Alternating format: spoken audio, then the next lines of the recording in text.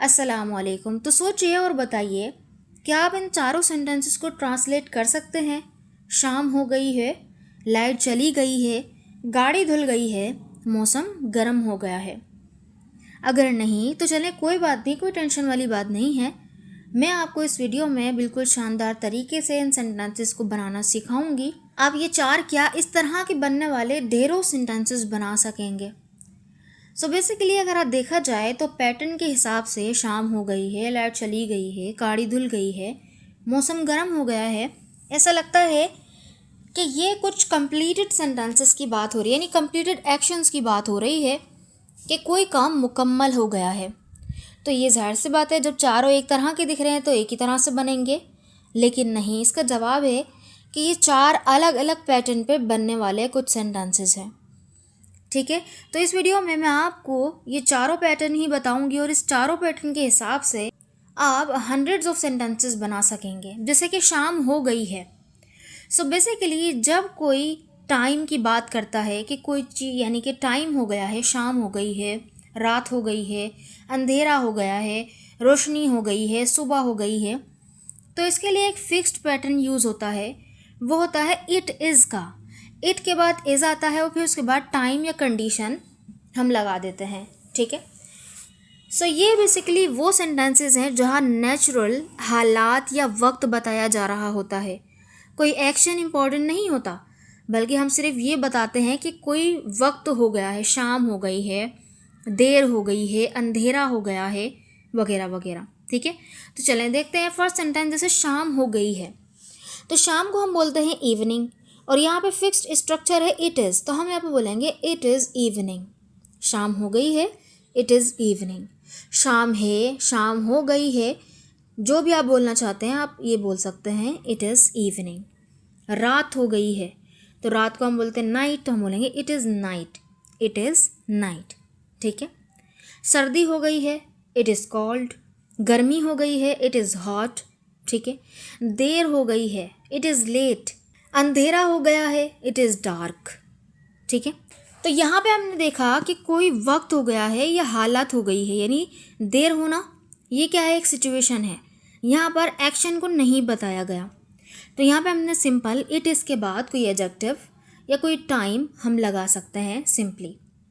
ठीक है, अब आते हैं सेकंड कैटेगरी पे, जहाँ पर हम बता रहे हैं कि कोई काम हो गया है, यानी कोई चेंज है या अनएक्सपेक्टेड सिचुएशन है, कोई काम। जैसे लाइट चली गई है तो लाइट जाने का अमल हुआ है, बच्चा सो गया है तो बच्चे के सोने का अमल हुआ है, बारिश शुरू हो गई तो बारिश शुरू होने का अमल हो गया है, यानी यहाँ पर कंप्लीटेड एक्शन हुआ है।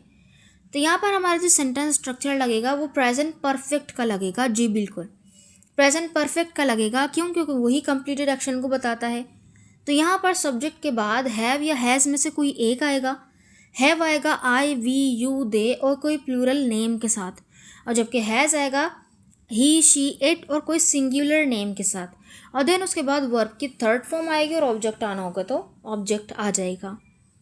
यहाँ पर बेसिकली किसी चीज़ का चेंज या सडन सिचुएशन बताई जा रही होती है कि कोई एक्शन हो गया है। जैसे लाइट चली गई है, तो लाइट को बेसिकली लाइट ही नहीं बोला जाता, बल्कि बोला जाता है पावर। ठीक है, तो और चले जाना, इसके लिए हम गो आउट का यूज़ करते हैं। तो यहाँ पर हम क्या करेंगे, द पावर सब्जेक्ट बनेगा द पावर, और पावर क्या है, सिंगुलर नाउन है तो हैज़ लगेगा। द पावर हैज़, और वर्ब की थर्ड फॉर्म गो की थर्ड फॉर्म गोन लग जाएगी, तो हम बोलेंगे the power has gone out, the power has gone out. Light चली गई है, वो चला गया है, यानी कि वो चला गया इंसान। So he has gone, he has gone.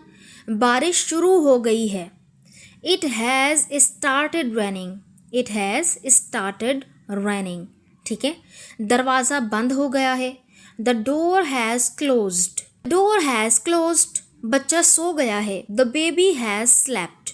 तो यहाँ पे आपने देखा कि कोई एक्शन कंप्लीट हुआ है तो प्रेजेंट परफेक्ट का हमने यूज़ किया।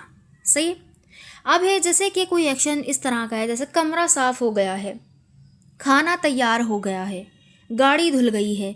तो अगर आपने नोट किया हो तो पिछले वालों में क्या है, जो एक्शन था वो मौजूद था। जैसे बच्चा सो गया है तो सोने वाला जो सब्जेक्ट है वो मौजूद है। बारिश शुरू हो गई तो बारिश यहाँ पे सब्जेक्ट है, लेकिन यहाँ पे हम इसके लिए इट का यूज़ करते हैं। वो चला गया है तो जाने वाला मौजूद है। लाइट चली गई है तो लाइट यानी कि यहाँ पे सब्जेक्ट था। लेकिन अगर आप देखें यहाँ पर कमरा साफ़ हो गया है, खाना तैयार हो गया है, गाड़ी धुल गई है, तो क्या कमरा खुद ब खुद साफ़ हो जाता है? क्या खाना खुद ब खुद तैयार हो जाता है?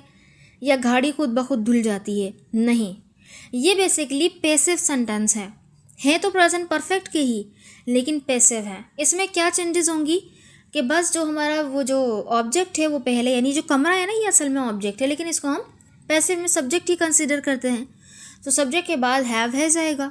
बस यहाँ पे जो एडिशनल जो वर्ब आएगा, क्योंकि पैसिव के लिए बी फॉर्म चाहिए होती है, यहाँ पे थर्ड फॉर्म बी की बीन होगी, बीन आएगी और देन वर्ब की थर्ड फॉर्म एग्जैक्ट, क्योंकि पैसिव वॉइस में जो मेन वर्ब होता है वो वर्ब की थर्ड फॉर्म ही होती है।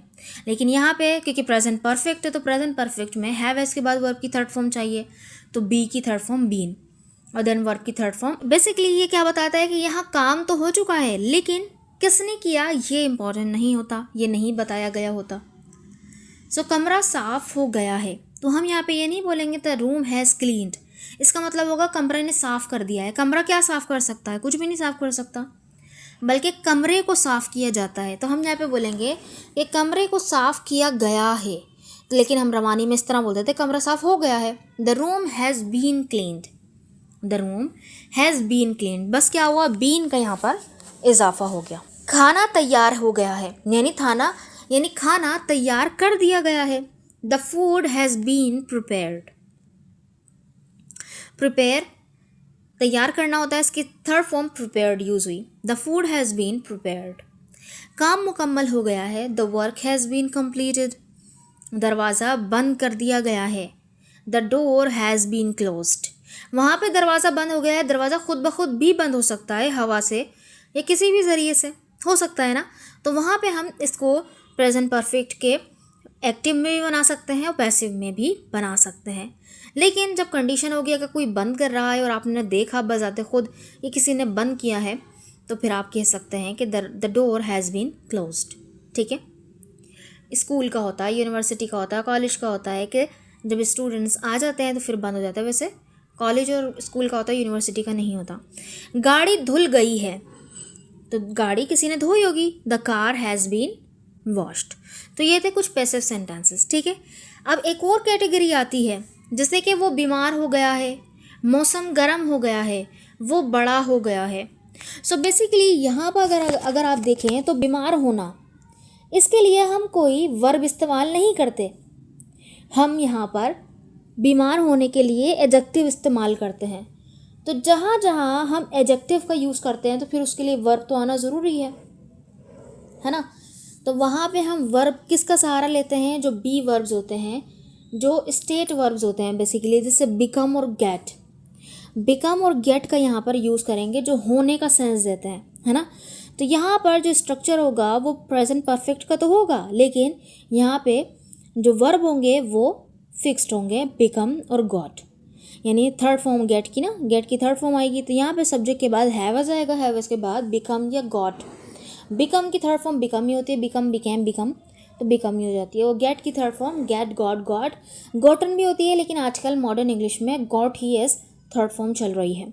देन उसके बाद जो एडजेक्टिव है वो आ जाएगा। ठीक है, तो हैव इसके बाद डायरेक्ट एडजेक्टिव नहीं आ सकता, इसलिए हम इस स्टेट वर्ब की जो है यूज़ करते हैं बिकम और गॉट का। तो यहाँ किसी की स्टेट या कंडीशन बेसिकली चेंज हो रही होती है। यहाँ पे हम स्टेट को बताते हैं, किसी चीज़ की या किसी इंसान की जो हालत है वो चेंज हो रही है, कंडीशन चेंज हो रही है। जैसे वो बीमार हो गया है, तो हम यहाँ पे ये तो नहीं बोल सकते ही है सिक, नहीं, हम यहाँ पे वर्ब तो लाना होगा, तो हम वहाँ पर गेट या बिकम का यूज़ करेंगे। तो यहाँ पे हम थर्ड फॉर्म यूज़ करेंगे, तो हम बोलेंगे ही हैज़ बिकम सिक, या बोल सकते हैं ही हैज़ गॉट सिक।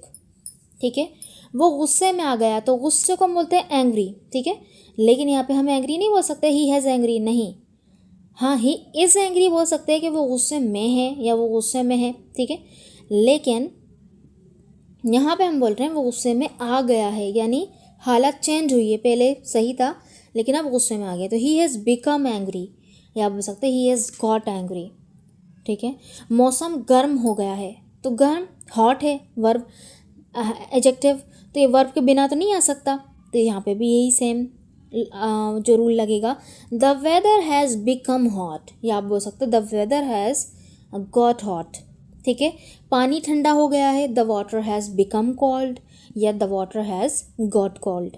वो बड़ा हो गया है, ही हैज़ ग्रोन अप, यानी ग्रो की ये as it is form use कर सकते हैं, तो हम ही हैज़ ग्रोन अप बोल सकते हैं, या आप ये भी बोल सकते हैं ही हैज़ बिकम मैच्योर, ठीक है, बड़ा हो गया है। आई होप कि आपको ये चारों तरीके समझ में आए होंगे। तो यहाँ पर एक क्विक कंपैरिजन देख लेते हैं कि शाम हो गई है मतलब क्या हुई है, एक टाइम चेंज हुआ है। तो यहाँ पे हमने बोला इट इज़ इवनिंग, बारिश शुरू हो गई है यानी एक एक्शन परफॉर्म हो रहा है, एक एक्शन हो गया है, तो प्रेजेंट परफेक्ट का एक्टिव वॉइस वाला। इट हैज़ स्टार्टेड रनिंग, कमरा साफ़ हो गया, तो कमरा किसी ने साफ़ किया है, पैसिव वॉइस प्रेजेंट परफेक्ट का। The room has been cleaned, वो बीमार हो गया है, तो यहाँ पे क्या हुई है, स्टेट चेंज हुई है, ही हैज़ बिकम सिक या ही हैज़ गॉट सिक, ठीक है। तो आई होप कि आपको ये समझ में आ गया होगा। ये 4 सेंटेंसेस आपके लिए हैं, आपने ज़रूर इसको बनाकर कमेंट बॉक्स में लिखना है, तो ताकि मुझे पता चले कि आपको ये कॉन्सेप्ट समझ में आया कि नहीं। कि गर्मी हो गई है, वो थक गया है, खाना बना दिया गया है, वो खुश हो गया है। इन 4 सेंटेंसेस को बनाकर ज़रा कमेंट बॉक्स में लिखिएगा, मैं आपको बताऊंगी कि आपने सही बनाए हैं या नहीं। सो इस वीडियो में यहीं तक। अल्लाह हाफिज़, थैंक यू सो मच।